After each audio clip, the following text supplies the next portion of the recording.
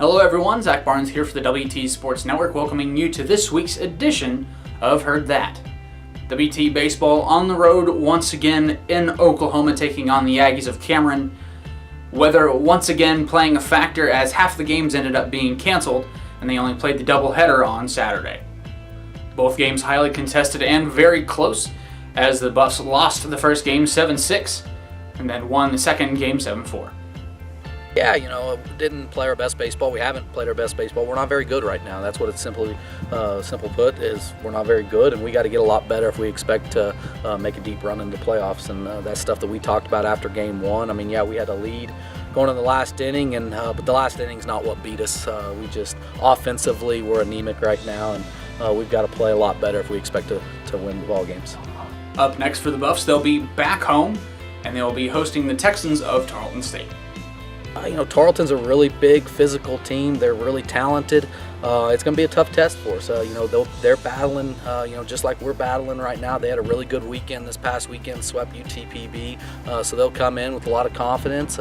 We are at home. Hopefully our guys, it means something to them to not lose at home, and we've got to get back on track. The good thing about it, the last 12 games, 8 of our last 12 are at home, and we've typically a lot better offensive team at home. Lady Buff softball also on the road this last weekend at Cameron. Friday night held host to quite a game as the Lady Buffs ended up dropping it 13-12. Then on the Saturday doubleheader, the Lady Buffs came out and had two dominant performances, winning 12-2 and 16-1 in 5 innings.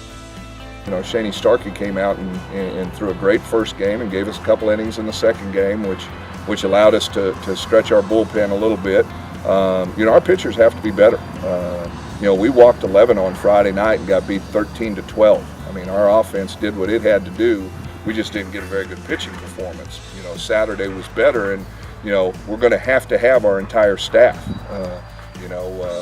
Alexis Alfonso and Cammie Merrill and Starkey and Chelsea Skipper and Alexis Ranieri are all going to have to step up and throw quality innings down the stretch for us.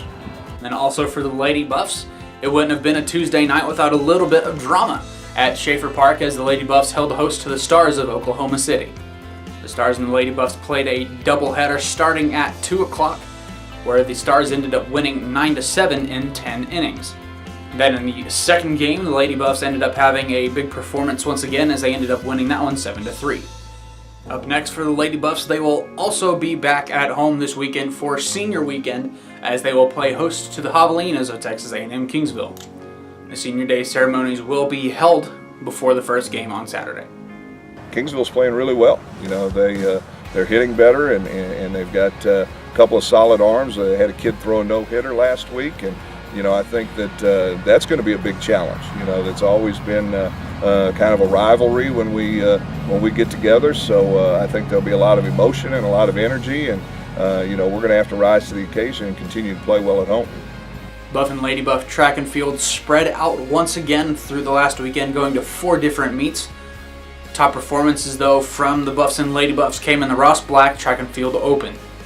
On the men's side, Tyler Pickens ended up finishing second in the shot put. Then Cade Halliburton finishing second in both the discus and hammer throw. And the Lady Buffs with some solid performances as well, as Shanice Cameron finishing first broke the 100-meter school record. Lacey Harris, also for Lady Buffs, ended up finishing first in the pole vault. And then Courtney Head ending up finishing first in the hammer throw. Up next, the Buffs and Lady Buffs once again will be back at home for the WT Invitational starting on Sunday at 10. Also this weekend, Saturday morning starting at 10 o'clock, Buffalo football will be holding their spring game over at Kimbrough Memorial Stadium, so be sure to go over and check out your Buffs. We'd like to thank you for joining us this week on Heard That. To keep up with your favorite Buff and Lady Buff sports, as always, just go over to GoBuffsGo.com and come back here every Wednesday for Heard That. For the WT Sports Network, I'm Zach Barnes, and we'll see you next time.